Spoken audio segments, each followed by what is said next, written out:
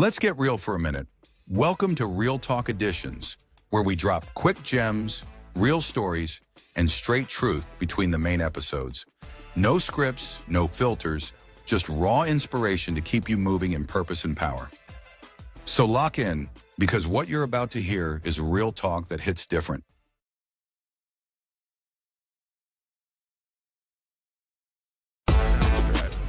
Welcome to the Purpose Powered Podcast, where purpose meets real life.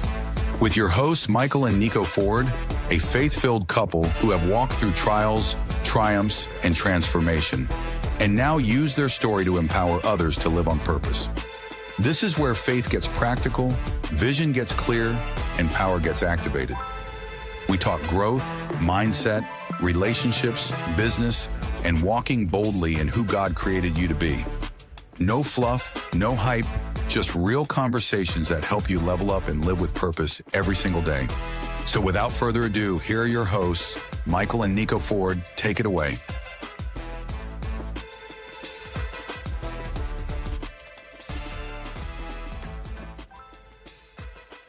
What's up, y'all? It's your boy, Michael Ford. This is the Purpose Power Podcast, and this segment or episode is called Real Talk. This is my lovely wife and co-host, Niko Ford. Yes. In this segment, we sort of drift off the scripted type of podcast, and we just talk about real talk, like real stuff that we go through, relationships, real stuff that, that everyday people deal with every single day, and just how our relationships, have thrived, and, some of the ups and downs and stuff that we gotten over, through the years. Have we? I was just kidding. Well, I say we have. Yeah. Just ups and downs, regular, schmegular things that people handle and deal with in relationships, and just how men and women really, truly are different. Yes. But there's a reason. There's a reason, because God made us different. Exactly. He made us different on purpose. Let's get to the topic. Emotions versus logic. And the difference between how men and women, how we approach things. How we approach them, how we process things. As women, we tend to be a lot more emotional towards things. And I'll speak for myself in particular. I can be very emotional. And then, of course, over the years, as you age, premenopause, menopause, different things of that nature, they take a toll on our bodies as women, and we go through so much. And I'm not at all implying that men don't, but I'm just saying that sometimes the response that you may get may be a little bit more of an emotional response versus a logical response. Now, I'm not saying that as women, we don't have the capability to respond logically, but just some of the way that we are designed to respond a little bit more emotionally. But the great thing about that is you need both. You need a balance. You need both. And I think I want to be specific towards us. Like I said men and women, but let's we'll gear it clarify more towards that, and let's say for between us. how you and I are, because naturally men are logical, and naturally women are more. But I want to definitely clarify, like how will we deal with our emotions versus logic? Because I'm very, very logical. And women tend to think he'll deal with something emotionally first, then after their emotions subside, then they go to the logical. When men or myself, I tend to think more logical, and then if there's time and space, I might deal with it emotionally. And I think the only time I really dealt with something in my emotions, if I'm being honest, is when you were doing your whole cancer thing. I think I was in my emotions a lot. Oh, yeah. And I think that was the only time I remember in my life, honestly, dealing with something more emotionally more so than logically. I can honestly say that. I would agree with that. I can say that. Yeah. But in general, how we approach things are different as men. We're always trying to solve a problem. So when you come to me with something, or like, for example, we were talking and you were saying that in that moment, you were telling a story about in that moment how you wanted to hear me to hear you. Well, let's just be real. Let's just talk real talk, right? Yeah. Let's be real. Let's get down to the meat and potatoes. Right? We were dealing with an issue as most married couples deal with, and that's the mother-in-law. How to handle your mother-in-law, like, and stuff that comes up with your mother-in-law. Is this thing turn it down just a little bit? Okay. So in doing so, a situation happened between Niko and my mom, and I was gonna say which one. I'm just kidding. Well, yeah. I was just kidding. But No. which particular situation? Well, I'm talking about when you told me we were talking, and we first had to talk about this conversation. We were talking about I got hurt or you got hurt in the situation, and the first thing I was came to my mind is logically like, I warned you, I I told told you you, so. so Yeah. these are the repercussions of your action. Like, that's logically, like, if you would have listened to me, then none of this would have happened. Well, that's exactly what he said. So, I told you. I told you. You should and have just listened. And for me, it was like, okay, you told me, and that doesn't negate the fact that something still happened to me.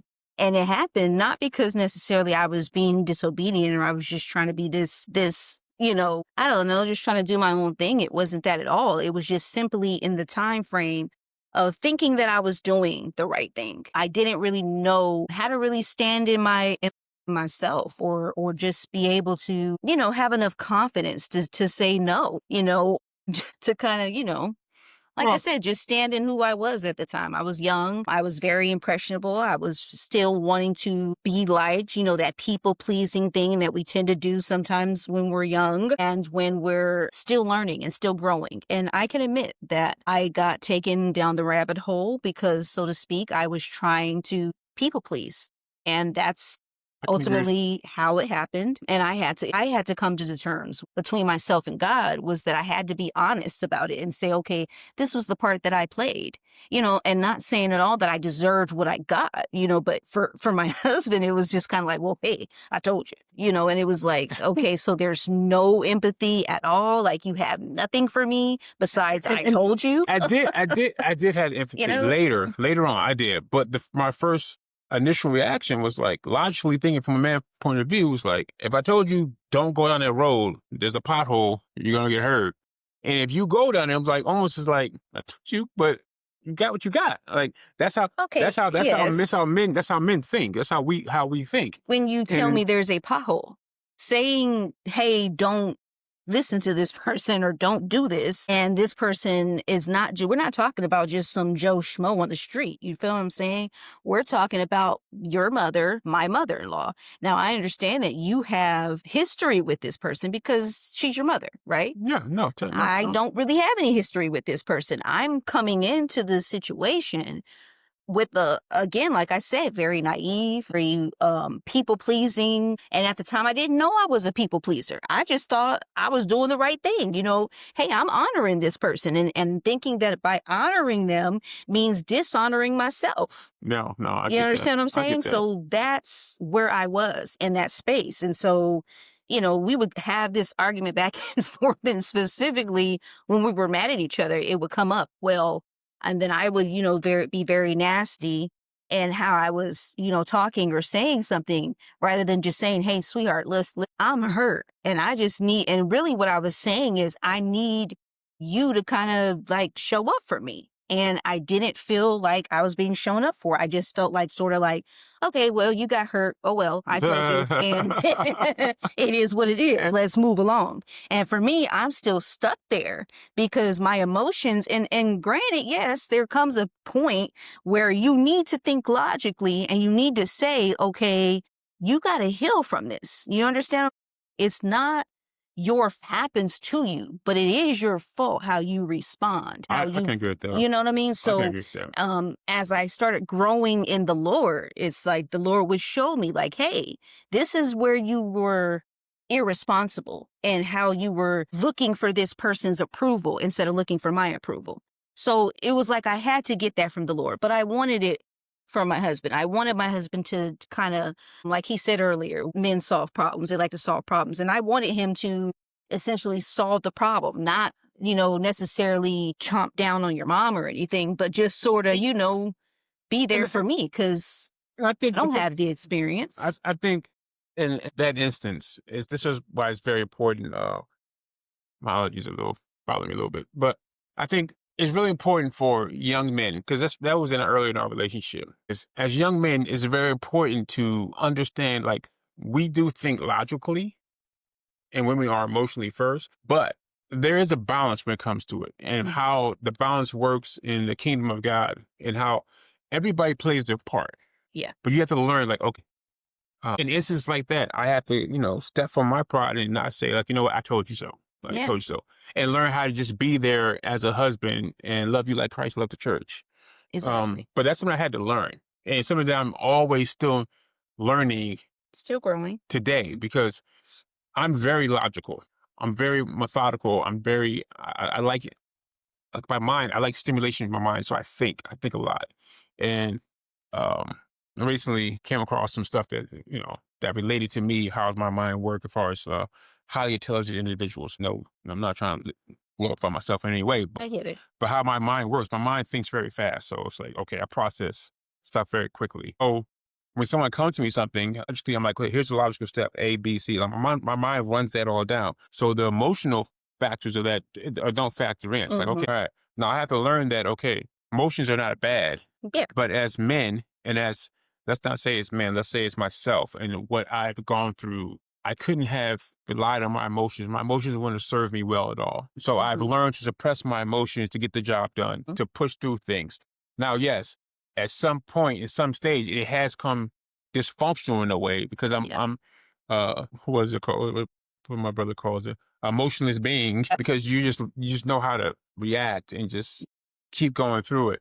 But naturally, men and women, we suppress our feelings, and nothing's wrong with having feelings, because I think it's a good balance. Yeah. But women, sometimes you guys put it on the forefront. So when you tell me that, I'm like, man, that just makes no sense. But I have to be patient to say, okay, eventually you'll come down and then you'll think logically. So I had to learn how to hear you out when you come with that emotional high about something. And I'm like, this makes no sense what you're saying. Like, the logical thing to do this, and this. Let's talk about the incident in Vegas. When we moved to Vegas and we were debating coming back to Phoenix or staying in Vegas and putting. We were at I would call it a crossroads. What was Nia born then? Yeah. Nia was born. Okay. Mm-hmm. All right. We had both kids. So we were at a crossroads. We were at a crossroads, either stay in Vegas and put Isaac in school there, or come back to Phoenix and Isaac continued to go in school. But in that saying that, we had to come back to the family house. We used to have a family house that we used to all stay in when things got, anybody ever had problems, so we had a family house. But the debate was like, I was logically like, no, we need to stay in Vegas. We need to do this, and this, and this. And Niko's standpoints were more so, well, I'll let you tell your standpoints were. Well, I think from a mother's perspective, for me, was trying to make sure that I was looking out for my children and giving the best to my children. And at the time, it had been recommended that and the way the school was being taught, and what was the curriculum? It was Becca. Okay, so Michael's familiar with, what is it, Abeka? Becca, yeah. Okay, Abeka. I don't know if any of you guys out there are familiar with it. Do you think you can look it up real quick so I can kind of... Yeah. Just so I can spell it out for you guys, anybody out there who may be familiar with the Becca. I personally was not familiar with the Becca, had no idea what the heck it was. But Michael's going to look it up just because I need that right now. Maybe I Becca don't curriculum. really, but it was curriculum that he was familiar with. And if I can just kind of give you guys a synopsis, I believe it is like a Christian curriculum, is it? Yeah. Okay. So he's familiar with it because he went to school. And I think did you guys do a Becca, or you knew someone who did? We did ACE. Okay, so they did ACE. But anyway, a Becca is a Christian curriculum. Becca curriculum. In short. So, okay. So I just wanted to spell it. So it's spelled ABEK, Christian curriculum. Okay, so it's called a Becca. Now, mind you, once again, here I'm going to come with the people-pleasing thing because I was young and I wanted to be liked and loved by my new family that I married into. And Michael's mother, like I said, I love her. She gave a lot of great advice and was very, very instrumental in a lot of the things that we, were able to do. And so I appreciated and valued all of that. But there does come a point in time in your relationship between your husband and your wife where you should, ultimately say, okay, hey, we value those opinions, but ultimately they're our kids. And ultimately, we have to learn how to hear from God for ourselves. You understand what I'm saying? So sometimes those opinions can override what God may be telling you to do. Because I agree with that. Michael fully believed, no, we need to stay in Vegas. We need to separate ourselves from whatever's going on over there. We need to just kind of figure out what God wants us to do. But being, like I said, for me as a mother, I got a little emotional. And for me, it was like the whole Abeka curriculum, his mom suggested that it would be Well, best for best for our daughter Anaya. um Isaac probably wouldn't catch on to that. and my mom's an educator, so Yeah. she had, and She was coming from a place of she's an educator, some of the things she familiar told with us, things. things she told us about our kids was what was Yeah. spot on. Like Isaac would be good at math, and I would be good at reading and language arts. I guess my standpoint was look, we're in this together, we'll figure it out. Exactly. It's like, okay, who But for cares? me, it was Like, more okay. emotional. I don't want, I felt like someone was basically saying that my son wouldn't have the capability to catch on, and I didn't like that. And at the Like, who time, it cares kind of about- hurt, I was like, who cares my about that? mama heart, and I just felt like, no, I'm gonna do something about that. And shouts out to Abeka, the curriculum. I'm gonna read this a little bit what Abeka is. 'Cause people don't know what Abeka is. Yeah, go ahead. Abeka curriculum is a pre-K through 12K Christian-based educational program used by homeschoolers and Christian schools. It's a traditional religious approach that emphasize the biblical worldview in all subjects. So it incorporates daily Bible instructions alongside academics. So yeah, so it use like textbooks and plans and video lessons. So it's not a bad thing. See, we the school, the private school I went to, we did ACE, so it was like self-paced. But Becca's not bad. It's just, I think for she was just saying like it wouldn't cater to some of the stuff that he needed, and it probably wouldn't.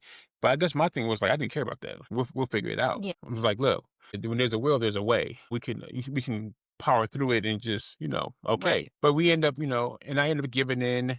Well, I guess compromise. I say giving in, compromising to say that okay, let's come back to Phoenix. I'm not saying it was a bad thing. I just think at that time we should have just standed on our own thing. But we ended up coming back and but I think that's a topic for another trickle down that road a little bit, just because that's what it came down. But I said all that saying that in that situation Right. that you were thinking more emotionally and I was thinking more logically. Yeah, Because you were like, oh man. And it was like at that time, yeah, I think you were in a people pleasing state. And also just like who you are now is way different than who you are back then. Because I remember you would think like the whole process actually like, because I know about Niko. Let me tell you something about Niko. Niko is very loyal. So if she commits to something or somebody, then she's like all in. And the fact that she had to pull Isaac out of that school, it was like, she's like, no. Like pulling teeth. Was he going to the Cape school there? Ooh. I think he was. He might have been. He was. That just bothered her so much. And I'm thinking like, who cares? Pull him out. Like for him, he's just like, yeah, just go up there and just snatch him out of there. And for me, it was like, what?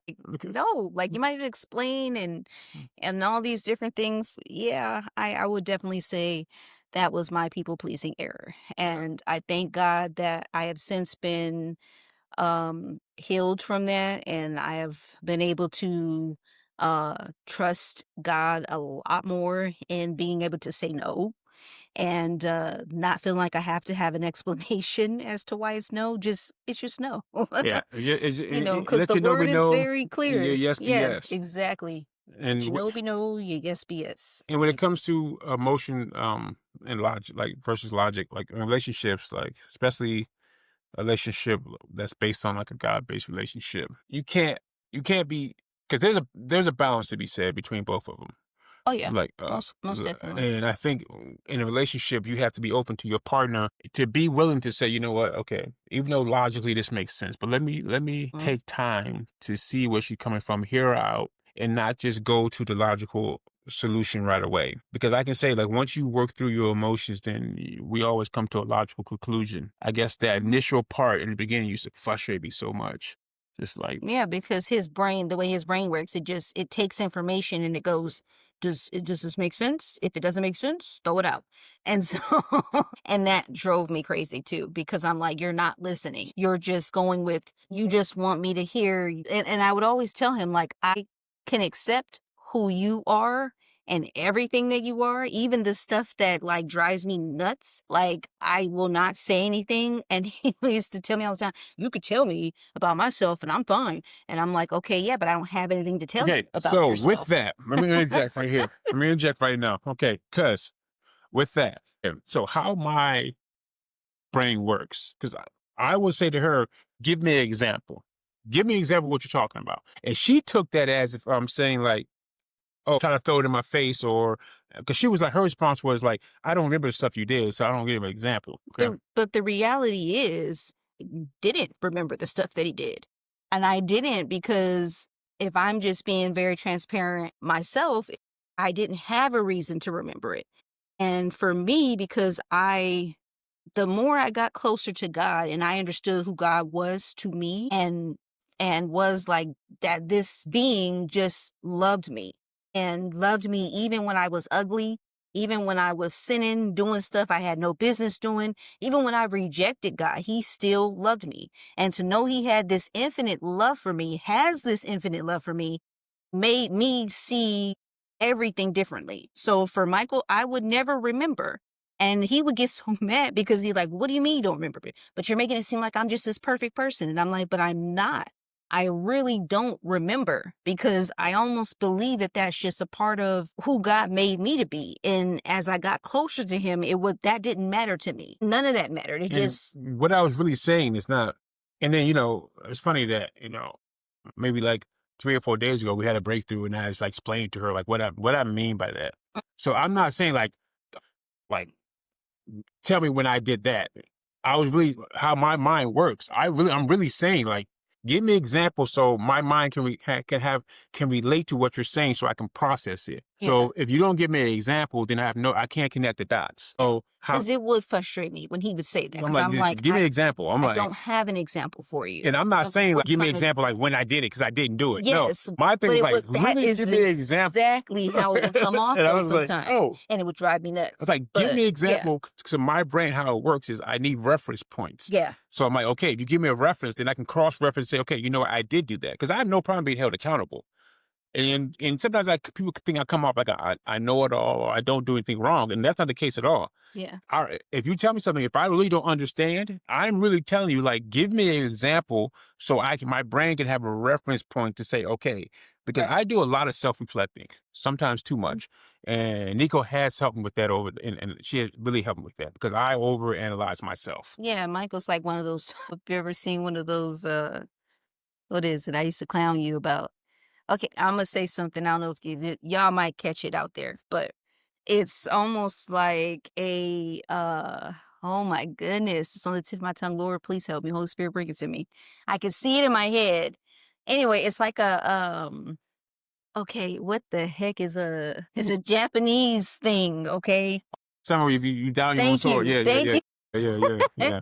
You come on something. Samurai, when Yeah. they just when they do something wrong, they just keep doing, just keep stabbing themselves over and over. 'Cause- And I would always tell him like, look, okay, listen, yeah, you messed up. I'm really hard on It's myself. okay. I'm really hard on myself. I have to talk him down the ledge, because if not, he will just play it over and over. Like, no, I could have done that differently. I could have done this, and I could. Okay. And I think that's my logical side, but that's how my brain just works. It's like, because I realized at a young age, you really can't control. Yeah, You can't yes really or no? you can't really control anybody else's response besides your own. That's So not any true. situations, I always say, okay, let me self-evaluate.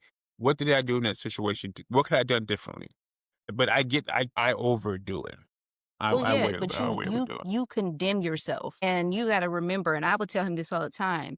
That what does the word say? What does God do when we do something we're not supposed to do? Does he condemn us, or does he just convict you? And he does convict you, but he doesn't condemn. And he does remind you, okay, hey, you messed up over there, but you know It's what? okay. It's We're okay. going to get through it. Yeah. And that's what you always have to remember. You have to remember that there is no condemnation to those who are in Christ. And I would tell him, are you in Christ? And I guess that's the point when it goes into the logical versus emotional, because logically, like, I made a mistake, I need to fix it, right? But the emotional things, like, sometimes you need emotional support. You need to say, somebody tell you it's okay. Yeah. It's okay.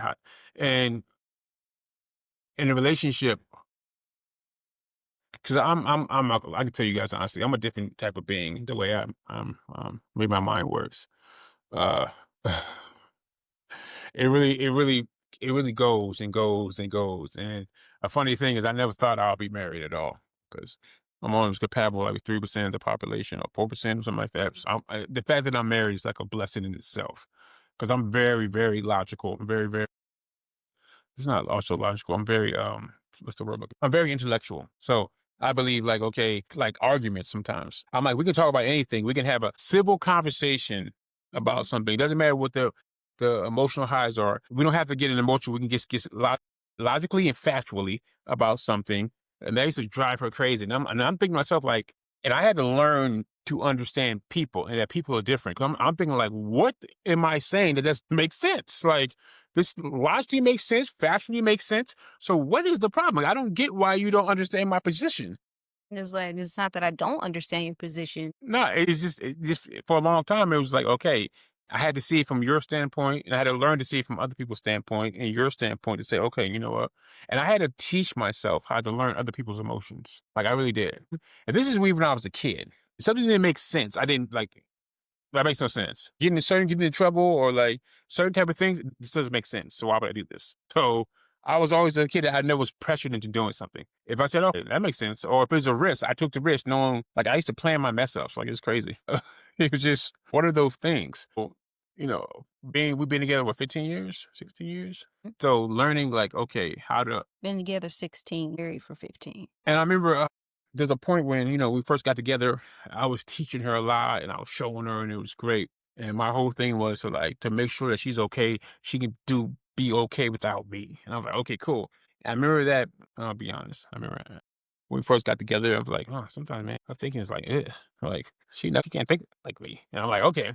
And then I remember when the point where it backfired on me, and when she got to the point where she started uh, reasoning and thinking and challenging me, I'm like, I don't like this. See, God doesn't give our spouses to us so they could be like us. No, He doesn't give us our spouses so they can agree with us on everything. That's not what he gives us our spouses for. That's not what marriage is even for. no, Marriage is to make us holy. It's to make us holy. It's to make us like Christ. It's to bring the best, okay, you have some things that you may not be that great at, vice versa. And it's really about bringing glory and honor to God, at the end of the day. it is. It is. So the itchy parts of yourself that, you know what I mean, that rub itchy your parts. your spouse are the still the parts where God is trying to grow you, where he's trying to get you, because you got to remember, sometimes people have this assumption that when you get married, you're automatically one. No, You are no, not. not at all. You will spend the rest of your days as you are here on this earth constantly becoming one. Oh yeah. Oh yeah. Constantly, because there's things about, things that you do that, may drive me crazy. But ultimately, when I can come down and recognize like, okay, all right, Lord, what are you trying to teach me here? What are you trying to show me here? What is it that I may think that is okay if I were, maybe by myself or even with him, that I'm thinking maybe um not thinking about him. I'm just maybe being selfish and thinking about myself. Just remember that marriage is Marriage is definitely work, is and it's definitely a growing and learning experience. And I Mhm. can say that Yep. over the years, like this, it definitely you have to find the balance in everything. Life is balance, marriage is balance, and sometimes it is unbalanced. And I think that when you're finding the balance, because I can say for myself, I couldn't do what God has called me to do without the stuff that you bring to me. As far as And vice versa. like Nico always tell me be anxious for nothing, and I always find myself getting anxious. Like I don't know how to shut down and shut off and just relax. I don't know how to do that. My mind is always running. I always feel like something I had to be done, something needs to be done. So my mind is always racing. My mind is always running. So I never really relax. Nico have helped me a lot to put me at ease and relax and say it's okay. You can relax, or you can take a day off, or you can do this. Mm. That helped me a lot because I found myself in my later years having a bit of anxiety. Yeah. And he never had that before. Never had it before. Mm. Found myself being a little anxiety, being anxious. I guess in my mind, I feel like I'm running out of time. Mm. And I feel like I'm running out of time, so there's so much needs to be done, and I'm trying to do it in a short amount of time. And I don't know where I get that from, but in my mind, it's like okay, um, because when I was young, I was really ambitious. Yeah. So in my head, I was going to retire by 30. I remember. So now that I'm 44, about to be 45, it's like, man, Yeah. I feel like I missed my window. I remember, okay. And And we went through something with that too. Him thinking that he missed his window and us kind of, having some disagreements about that as well. Because there was a time where I was like, okay, you're way too ambitious. And I yeah, don't think I can, I'm not that, it's not that I'm not ambitious. There's certain parts about him that, again, like I said, when you're married to someone, you will continuously learn them and mm, they will change and they will yeah, no. become someone else. So it was like, okay, I think you're way too ambitious than I imagined. And I don't know if I can catch you. I don't know if I can, And now I work with that. now understanding myself later in life, and that's why I'm gonna plug in Race Running 101, the book, the audio book that's out now. You guys need to go cop that. Race Running 101. Through that journey in 2016, I remember that ambition come from a need of running someone else's race. Feeling Mm. like I wasn't successful, feeling like I was behind. Understanding that now, I understand where that came from. Because I was looking at, okay, I'm gonna do this, and I was doing everything that lined up. It looked like what success should be. And I had a form of success. I tell this in my book. When I was the most successful, I was the most depressed. That's when I was doing my suicidal stage. And Yeah. on the paper, you would see like, wow, you want to end himself. Like he has everything on paper that, and also I think, there's a thing to be said about being ambitious. When you accomplish a lot of goals at a young age, it sort of scare. Is that the right word I'm saying? Scare? Because I'm not messing with me. Is that the right word? Scare? Is it scare? Um, Yeah. Okay. Look, But you want it to be. okay. Yeah. Well, it sort of makes foggy the reality of what things really are, right? Because you don't you take some things for granted. Like since I've been 25, 6, I haven't made less than $100,000. I've made a lot of money in my life. So some Mhm. things we take for granted. And when you're so ambitious, sometimes you don't have time to see the journey. And that's okay. Sometimes in life just a coast, or to be okay with who you are, and that success is different to everybody. And that's why it's Yes. important. When I wrote that book, it wasn't just for people. It's going to help people, but it's for me as well. Because I have done a lot of things. And sometimes when I tell people all the things I've done, it sounds like I'm bragging or it doesn't seem real. Right.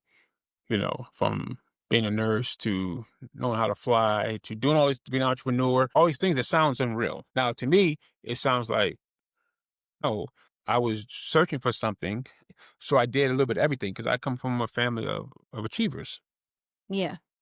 So feeling like I need to overachieve, I need to achieve and having that ambition. But I think now it was misguided ambition because Mm. it wasn't geared towards the path that God had for me. It was Right. seeking the world approval for what the world wanted, the Mhm. world ideal view of success was. Right. And I was chasing that. And at some point, reality, I had that. And you know that when I walked away from my job and decided to be an entrepreneur, and you and I had some, yeah, we had our Oh yeah, that we was that was that was it. we That was scary to me because I was thinking, okay, cool, I married this guy, and obviously we were friends before that, but you don't really know someone until you really know someone. and I know we're getting a little bit off topic, but this is why it's called real talk because we know what the Yeah, topic is, but we're being real about some things in our relationship. It just right. brings Being in very transparent. transparent. Sometimes, and not to sound arrogant, but I have reached levels of success in my life that most people never reach in their lifetime. I can agree with. And I've seen the good side, the upside of making a lot of money, Mm-hmm. and then I've been broke and homeless. And seeing that, you get a different perspective. But also on the other side, I think I was chasing something I didn't understand and I wasn't happy doing it. And I felt like I didn't know at that time that I was called to be an entrepreneur. Yeah, That anytime I get a good job, consistent job, I feel trapped. It doesn't matter yeah. how much We I'm making, I feel trapped. But somebody can tell me went how through much I can that. earn or cap me, then what I hear in my mind is that you're limiting my God-given ability and talents based on your perspective of what I should be earning, what I should be making. I'm growing your company, growing your business, and I'm stifling and suppressing my God-given Mhm. potential. Yeah, And that is hard. Mentally, my mental health comes unstable when I'm in that environment. Now, is there times that I think about like, man, because right now we're in a rebuilding stage. And there's times I'm like, man, why didn't I just stay with the job and just have that security? Sometimes I think like, dang, man, I should have done that. But if I'm real with myself, I don't know if I would. I don't know if I can. So it's been a blessing that yeah. your personality and who you are that you've been able to take this ride. And I don't think most people would have took this ride, being honest. No, probably not. Being so honest. Being so for real. Mhm. But it's I can say that even though sometimes I wanted to run Oh, yeah, and I know you did. and really just be like, oh my gosh, but here we go again. He's jumping again, Jesus help. But I've learned a lot, and I've learned a lot about who he is and then who we are together. Realizing that, you know what, I know for a fact that this is where I'm supposed to be. And I'm glad.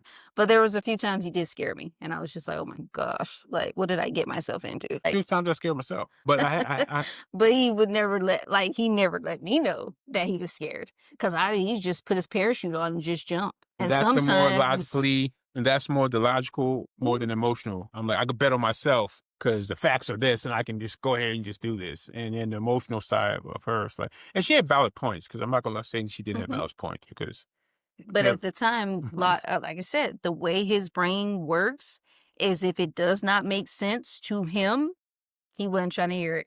But later on in life, we were able to talk about those things, and there was able to be some understanding for the both of us, like from my point of view and his point of view. Because it was like, if you're not careful, because I know initially when he did a lot of this jumping, and when I found out that he was an entrepreneur and he was not what some people call a lifer, 9 to and 5. yeah, 9 to 5er. He wasn't planning to stay at his job.